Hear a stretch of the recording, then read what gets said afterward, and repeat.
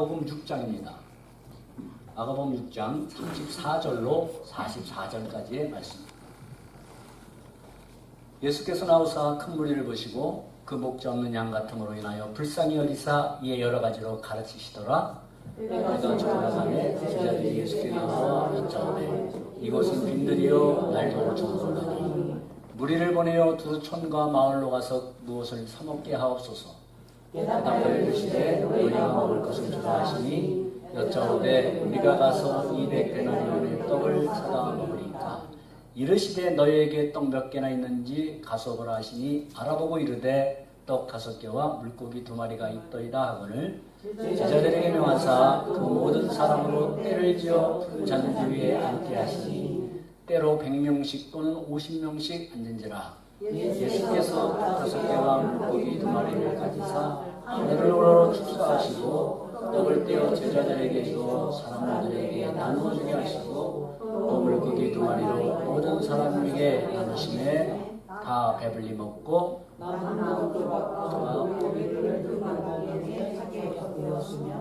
떡을 먹은 남자는 5,000명이었더라. 아멘.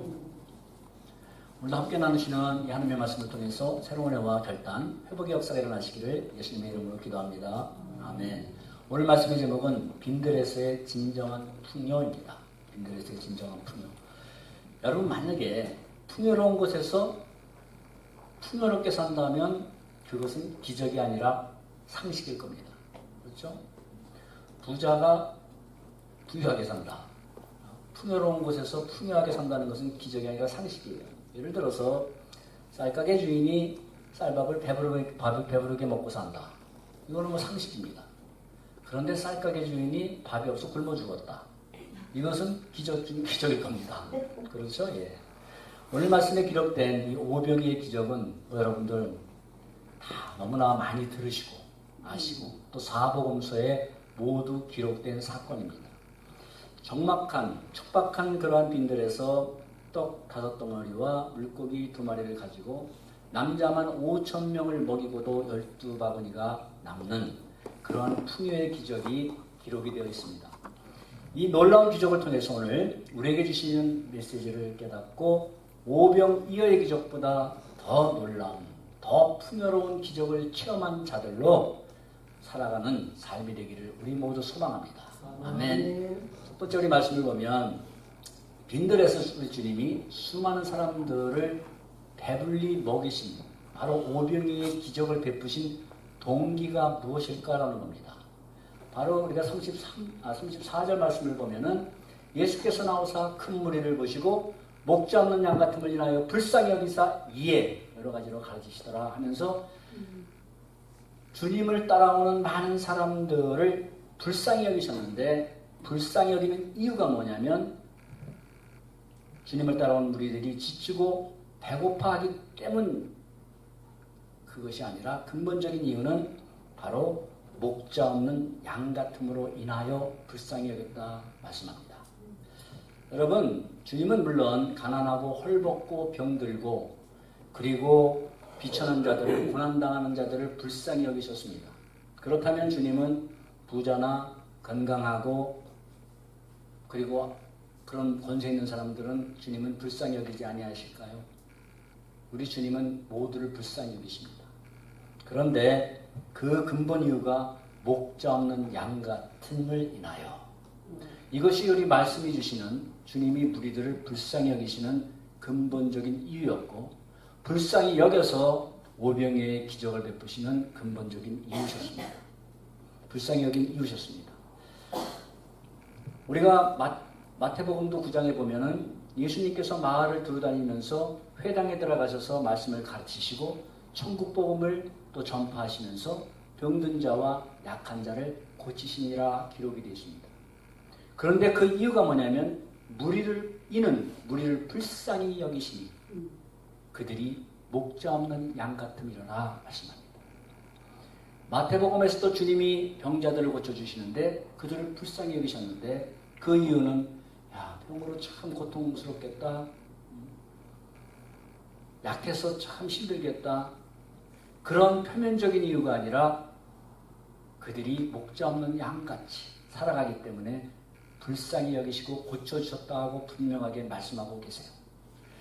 여러분, 이렇게 주님이 보실 때 불쌍하게 여기는 사람은 그가 부자든 가난하든 건강하든 병든 자든 권세 있는 자든 비천한 자든 그가 누구일지라도 목자 없는 양같이 인도와 보호를 받지 못하고 살아가는 인생들을 주님은 불쌍히 여기십니다. 영원한 본향인 하나님의 나라로 인도함을 받지 못하고 살아가는 인생, 그 인생의 끝이 무엇이 기다리고 있는지도 모르고 자기가 돌아갈 곳이 어떤 상태로 돌아가는지도 모르고 그저 하루하루 살아가는 인생들, 그런 인생들을 주님은 불쌍히 여기십니다. 그런 인생들을 바라보면서 목자 없이 살아가는 인생들이기 때문에 불쌍히 여기십니다. 여러분, 양은 언제부터 방황하게 됩니까? 양이 사춘기 때부터 방황합니까? 양도 목자를 떠나는 순간부터입니다. 양의 방황은 목자를 떠나는 순간부터. 여러분, 양에게 목자가 있다면 그 양은 굶어 죽거나 유리방황하다가 맹수의 죽임을 당하는 일은 없습니다. 양에게 목자가 있다는 것은 돌아갈 우리가 있고 추운 날에도 따뜻하게 지낼 곳이 있고 다치면 치료받고 그리고 줄일 때 먹을 양식이 있고 목마를 때 시냇가로 인도함을 받을 수 있다는 겁니다. 목자가 있다는 것. 그러나 여러분, 목자가 없다면 자기가 아무리 가고 싶은데 마음대로 가고 또 그래서 자기 마음대로 할 수 있어서 자유로울 것 같지만 목자를 떠난 자유, 그것은 진정한 자유가 아니라 돌아갈 곳을 잃어버린 방황입니다. 그리고 보호를 잃어버린 방탕입니다. 진정한 안식처를 찾지 못하는 두려움일 뿐이에요. 그건 진정한 자유가 아니에요. 여러분, 아버지의 품을 떠난 둘째 아들이 가서 행복했습니까? 방탕했죠. 방황했습니다. 그리고 두려웠습니다. 이러다가 굶어 죽는 거 아닌가? 두려웠습니다. 이것이 바로 목자를 떠난 양만이 아니라 바로 우리 목자 대신 주님을 떠난 모든 인생들의 모습입니다. 그 방황의 끝, 결국 낭떠러지게 떨어져 죽거나 맹수에 잡혀서 죽는 겁니다. 우리 인생도 동일합니다. 자신이 아무리 나는 자유하다고 느낄지라도 그리고 만족을 누리며 살아간다 할지라도 영원한 사망이라는 그 무거운 짐을 지고 쉴만한 물가와 누울만한 푼 초장으로 인도하시는 목자 없이 살아가는 인생. 물론 자신들은 절대 나는 방황하는 인생이 아니라고 합니다. 절대로 아니죠. 분명한 목적을 가지고 인생의 목적을 가지고 계획을 가지고 다 모두 다 설계해놓고 나는 그렇게 빈틈없이 살아가는 사람입니다. 할지라도. 그러나 그는 돌아갈 영원한 본향을 잃어버리고 살아갑니다. 그리고 그 방황의 끝, 인생의 끝이 무엇인지를 그들은 깨닫지 못하고 살아갑니다. 대비하지 못하고 살아갑니다. 노후 대책은 참 잘해놨는데 노후 이후의 대책은 전혀 없고. 여러분, 이것이 바로 방황하는 인생이고 정말 하나님이 보실 때 불쌍한 인생 아니겠습니까? 자기가 갈 분명한 목적지도 깨닫지 못하고 이리저리 바쁘게 헤매며 살아가는 인생, 그것은 모두가 방황하는 인생입니다. 그래서 주님은 오늘도 목자 없이 살아가는 인생을 가장 불쌍하게 보시고 계신 겁니다. 지금 많은 무리들이 예수님을 따라오지만 그들은 이 예수님을 메시아로 따라오는 것이 아니라 자기들의 육적인 필요를 위해서 그들은 열심히 따라오는 겁니다. 주님이 행하시는 기적들을 체험했습니다. 보았습니다. 그 이유를 요한복음 6장 2절에 큰 무리가 따르니 이는 병자에게 행하신 표적을 보았기 때문이다 라고 합니다. 그분이 메시아이기 때문에, 그분이 나의 구원자이기 때문에 따라오는 것이 아니라 병자들에게 행하는 놀라운 기적들을 봤습니다. 그리고 그 외에 하나님이 행하시는 그런 기적들을 봤습니다. 이를 아시는 주님은 요한복음 6장 26절에 이렇게 말씀합니다. 내가 진실로 너에게 이르노니 너희가 나를 찾는 것은 표적을 따름이 아니라 떡을 먹고 배부른 까닭이다 라고 분명하게 말씀합니다. 그들은 기적을 통해서 보여주고자 하는 표적 대신 그리스도를 영접하고 따르는 것이 아니라 기적을 행하는 선지자로 능력자로 따랐다는 말씀입니다. 동일한 사건이 기록된 요한복음 6장 15절에는 이 오병이어의 기적을 체험한 사람들이 예수님을 억지로 잡아서 임금 삼으려 했다고 했습니다. 그들은 예수님을 임금 삼으려 했습니다. 그러나 그들은 이 예수님이 만왕의 왕 대신 그리스도라는 사실, 그 사실은 깨닫지 못하고 자기들의 육적인 만족을 채워주고 자기를 잘 부유하게 다스려줄 임금으로 왕으로 섬기려고 했다는 말씀입니다. 이렇게 그들은 자기들의 세상적 만족을 위해서 주님을 따랐고 자기들의 만족이 채워지지 않으면 언제고 그들은 주님을 떠나갈 사람들이었습니다. 결국 그들은 어떤 모습으로 변화가 됩니까? 예수님을 비난하고 대적하는 무리들로 변화가 됩니다. 여러분, 이렇게 열심히 주님을 따른다고 하면서도 이런 무리는 언제나 기독교 역사 속에 교회 안에 존재해왔습니다. 그 먼 곳까지 열심히 따라왔습니다. 그런 열심은 기독교 역사 안에, 교회 안에 있었습니다. 그럼에도 불구하고 예수님을 따라가는 무리와 열심과 그렇지 않은 열심으로 나눠진 그 부류는 언제나 주님이 오시는 그날까지 공존하고 있습니다. 세상이 아니라 교회 안에, 기독교 안에, 성도라는 이름을 가진 사람들 안에 공존합니다. 사랑하는 여러분, 지금도 많은 사람들이 교회로 몰려오지만 그 속에는 진정으로 목자가 주시는 은혜의 생수가 갈급해서 주님 앞에 따르겠다고 나오는 주님의 양들이 있고 단지 세상적인 만족함을 위하여 열심히 교회에 출석하는 큰 무리들도 있습니다. 말씀을 보면 큰 무리들이 따랐다고 했습니다. 많은 사람들이 예수 그리스도만을 따르려는 십자가 신앙이 있고 그리고 내가 원하는 것을 추구하며 열심히 교회를 다니는 큰 무리와 같은 신앙이 함께 있는 겁니다. 저와 여러분들은 주님을 목자로 따르는 주님의 양입니까? 아니면 내 원함을 만족시킬 능력으로 그 능력 주시는 분으로 여기며 따라가는 큰 무리 중에 하나입니다. 저와 여러분들이 교회 나와서 예배드리는 목적은 분명해야 됩니다. 하박국 선지자처럼 외양간에 소가 없고 식물이 없고 다른 그 우리가 만족스러운 것이 없다 할지라도 여호와 하나님으로 인하여 나는 감사하며 찬양합니다. 아멘. 이것이 분명한 이유가 돼요. 사랑하는 여러분, 빈 것만 있는 빈들, 그런 빈들일지라도 참목자이신 주님이 계시다면 결코 우리의 인생은 방황하지 않습니다. 결코 우리는 방탕한 인생을 살아갈 수가 없습니다. 결코 우리는 세상 문제로 두려움 속에 떨 수가 없습니다. 왜요? 주님이 계시기 때문에. 결코 우리는 불쌍한 자가 아니요 오히려 풍요의 기적을 체험하고 증거하며 살아가는 자임을 믿습니다. 아멘.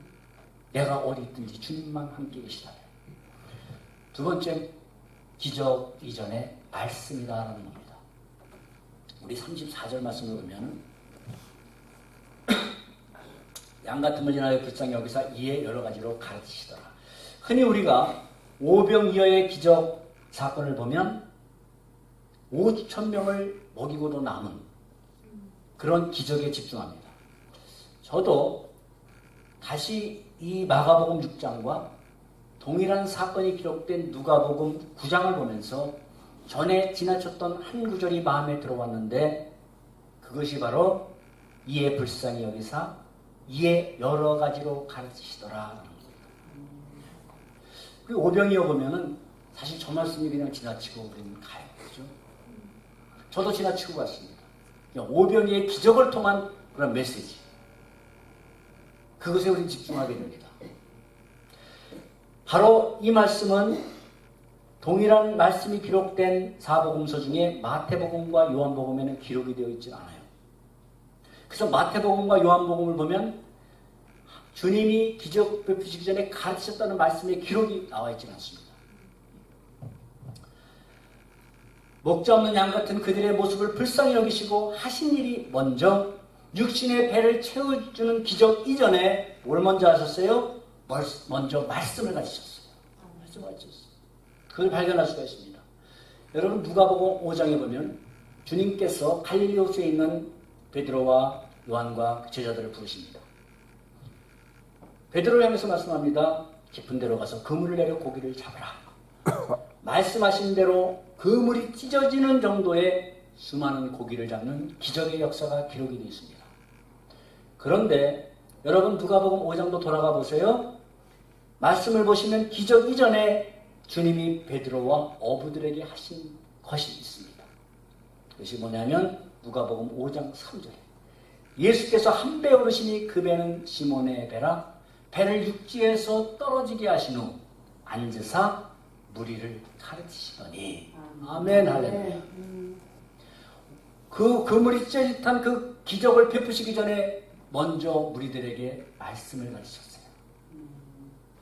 말씀 이후의 기적이었어요. 오늘도 동일합니다. 말씀을 가르쳤어요. 그렇다면 여러분, 주님이 그 베드로와 어부들에게 배에 앉으셔서 말씀을 가르치셨는데 뭘 가르치셨을까요? 어부들인 그들인데 그들에게 고기 잘 잡는 법을 가르쳤겠습니까? 아니면 그물을 잘 씻는 법을 가르쳤습니까? 뭘 가르쳤겠습니까? 오늘 말씀 6장 34절에서 주님이 빈들에서 무리들에게 가르친 여러 가지가 어떤 말씀인가 하는 그 답을 우리 동일한 사건인 누가복음 9장으로 가보면 답을 해주고 있는 걸 발견할 수가 있습니다. 9장 11절에 뭐라고 말씀하냐면 우리가 함께 보겠습니다. 시작, 보세요.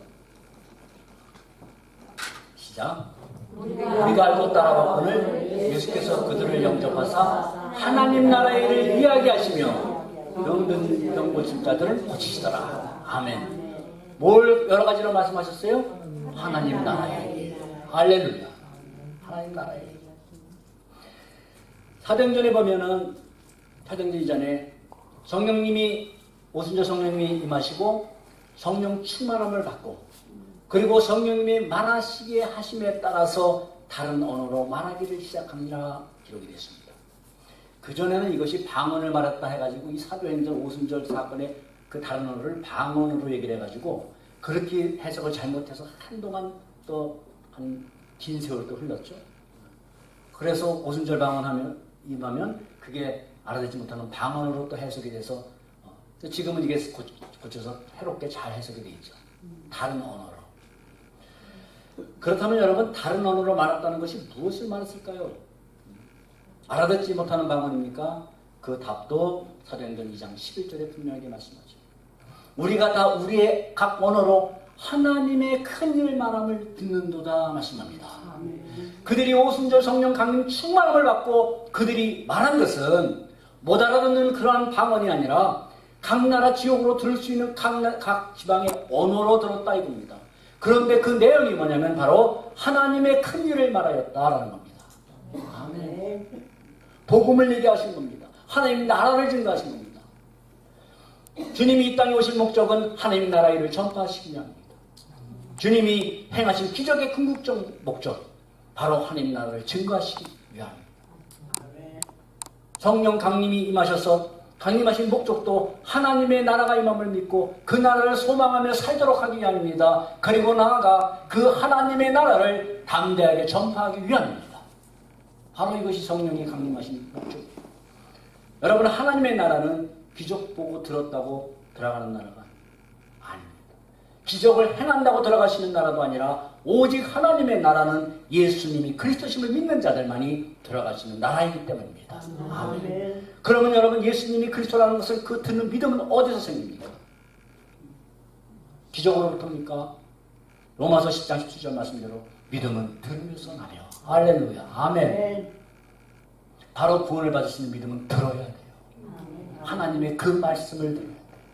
그 말씀. 사랑하는 여러분, 저 여러분도 신앙생활 하면서 신비한 일들을 많이 보길 원하십니까? 아니면 보고 살면 좋겠죠. 아니면 나를 원한 생명의 말씀이 내 삶을 하나님이 기뻐하시는 그런 삶의 모습으로, 그리고 세상 죄악의 쇠파에 흔들리지 않는 견고한 모습으로 강건해지게 하는 말씀이 흥황해가는 역사가 내 안에서, 저와 여러분들의 안에서 힘있게 역사되기를 원하십니까? 아멘. 내 삶 속에서 하나님이 행하시는 놀라운 역사를 체험하며 살아가기를 원하신다면 여러분, 말씀이 있는 곳에 분명 주님이 행하시는 놀라운 역사가 있을 겁니다. 아멘. 순종이 있는 것에 주님의 역사를 체험할 것입니다. 아멘. 여러분, 홍해를 마른 땅같이 건너는 기적, 그리고 마라의 쓴물을 단물로 바꾸는 기적, 그리고 넘치는 요단강을 건너는 기적, 난공불락의 여리고성이 모래성처럼 무너지는 기적, 그 체험은 그것 그것은 하나님이 하셨지만 바로 그 하나님의 역사 앞에 뭐가 있었어요? 다 말씀 앞에 순종이 있었어요. 네, 다 순종이 있었어요. 성경에 기록된 놀라운 기적 속에는 이해할 수 없는 상황 속에서, 그리고 말씀을 그대로 받아들이기 힘든 상황 속에서 말씀 앞에 순종이 있었어요. 그리고 말씀 앞에 순종, 말씀 뒤에 뭐가 일어났어요? 기적이 일어났어요. 아멘. 기적 이전에 말씀입니다.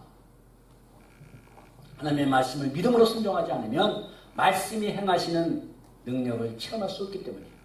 여러분, 빈들에 모인 큰 무리들은 주님으로부터 여러 가지를 들었습니다. 말씀의 기록대로 여러 가지를 말씀하셨다고, 하나님의 나라를 말씀하시고 있죠. 그러나 그들의 관심은 주님이 아니라 주님이 행하시는 기적에 집중했기 때문에 그 먼 곳까지 열심히 주님을 따라왔지만 그들의 열심은 실패했습니다. 열심히 주님을 따라와서 육신의 배부름을 만족시켰지만 가장 중요한 영혼을 만족시키는 일에는 실패했습니다. 잠시의 만족을 얻는 일에는 성공했지만 영원한 만족을 얻는 일에는 실패했습니다. 열심히 따라왔습니다. 배를 타고 여기까지 오셨는데 다 걸어서 그 먼 데를 다 열심히 따라왔어요. 그들은 걸어서.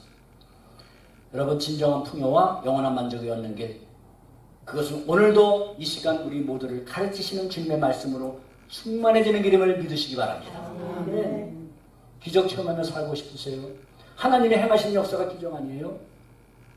내 힘으로 이룰 수 없고 내 힘으로 감당할 수 없는데 하나님이 행하게 하시고 능히 이기게 하시는 그런 것을, 놀라운 역사를 체험하고 싶다면 말씀에 순종입니다.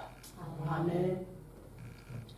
세 번째로, 우리가 바로 생명의 떡을 나누어 줄 자이다라는 말씀이에요. 우리 37절을 보면은 말씀합니다.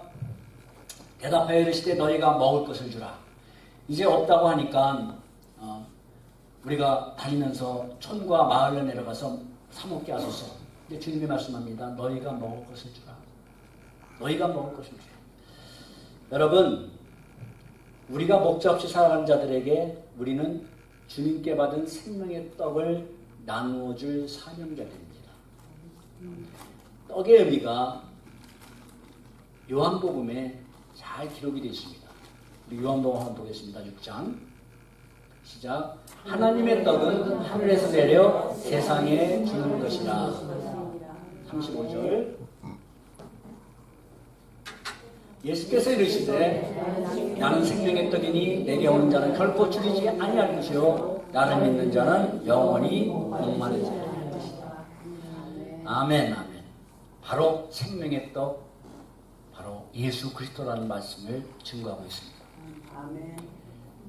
마태복음 14장 16절에는, 요한복음은 너희가 먹을 것을 주라 하셨지만 마태복음 14장에는 갈 것 없다. 우리가 마을로 가서 음식을 구해오겠습니다 하니까 갈 것 없다. 너희가 주라. 너희가 먹을 것 주라. 여러분이 갈 것 없다라는 말씀의 의미 속에는 무슨 의미가 있어요? 영원한 생명의 떡이 여기 있는데, 영원한 생명의 떡이신 예수 그리스도가 여기 있는데 어디를 가냐? 갈 것 없다. 아멘. 아멘. 여러분, 오늘날에도 예수님을 떠나서 세상 여기저기를 다니면서 자기 만족을 채우고 영원한 생명을 구합니다. 그러나 영원한 생명은 오직 생명의 떡 대신 예수 그리스도로만 말미암은 것입니다. 아멘. 이렇게 오병이의 기적은 이스라엘 백성들이 광야길을 가는 동안 하나님이 주시는 만나로 생명을 유지했던 것처럼 생명의 떡 대신 예수 그리스도를 영접하고 그 생명의 말씀을 먹어야만 영원히 살 수 있다는 것을 보여주는 계시적인 사건입니다. 기적을 보여주는 그 놀라운 기적이 아니라 바로 생명의 떡 대신 예수 그리스도, 그분이 우리의 영원한 생명을 주고 영원한 양식이 된다는 그것을 보여주는 계시적인 사건이 바로 생명의 떡이 예수 그리스도시고 하나님의 말씀이 저와 여러분들의 참된 양식입니다. 아멘. 너희가 먹을 것을 주라. 이 주님의 명령대로 생명의 떡은 주님으로부터 나오지만 나누어 주는 일은 주님의 교회와 성도들이 할 일입니다. 아멘. 우리가 할 일이야. 나눠주는 것은. 전하는 것은 우리가 할 일이에요. 우리 지난 시간 로마서 1장을 보면서 내가 너희를 보기 간절히 원하는 것은 어떤 신령한 은사를 너희에게 나누어 주어 너희를 견고케 하려 함이라 말씀합니다. 신령한 은사를 너희에게 나누어 주기 위해서 내가 로마에 가기를 갈망한다. 그러므로 내가 할 수 있는 대로 로마에 있는 너희에게도 복음 전하기를 원하노라 말씀합니다. 사도 바울이 간절히 나누어주고 싶었던 신령한 은사는 뭐냐면 바로 그리스도의 가장 큰 선물인 복음이었습니다. 그것을 나눠주기 위해서 로마에 가기를 그는 열망했습니다. 하나님께서 우리에게 사도 바울의 간절함 같이 우리도 생명 되신 주님의 은혜로 영원한 생명을 소유했다면 우리는 그 은혜를 전하고 나눠줄 사명자이며 이미 나눠줄 것이 우리 안에 있는 자들입니다. 우리 자신들의 것을 가지고 나눠주는 것이 아니라 주님이 주신 것을 가지고 주님이 우리에게 부어주신 그 사랑을 가지고 그 십자가의 사랑을 가지고 나눠주라, 흘려주라 이 말씀입니다. 우리도 사랑하는 여러분, 주님은 오늘도 이 오병의 기적보다 더 놀라운 구원의 역사를 일으키시며 행하시고 계십니다. 이 기적은 5,000명이 아니라 남자 5,000명에 여자 아이 합하면 한 15,000명, 2만 명 잡다 할지라도 그 정도가 아니라 구원받을 수가 충만한 수가 차기까지 조금도 부족함 없이 베풀어 주시는 은혜의 기적입니다. 아멘. 이 기적은 주님이 오시는 그날까지 계속될 것입니다. 이 오병이어의 기적하고는 비교할 수도 없는 그 놀라운 기적. 바로 이 기적을 체험한 자들이 성도인 저와 여러분들이고 바로 이 기적을 나누어줄 증인들이 바로 저와 여러분들입니다. 그럼에도 여러분, 이 기적을 증거하는 일보다 다른 것을 증거하고 생명의 떡보다 세상을 만족을 주는 떡을 자랑하고 추구하도록 한다면 그것은 주님의 제자가 아닐 것입니다. 분명 그것은 주님의 교회가 분명 아닐 것입니다. 오늘도 주님은 참된 양식을 나눠줄 제자들을 찾고 부르시고 계세요.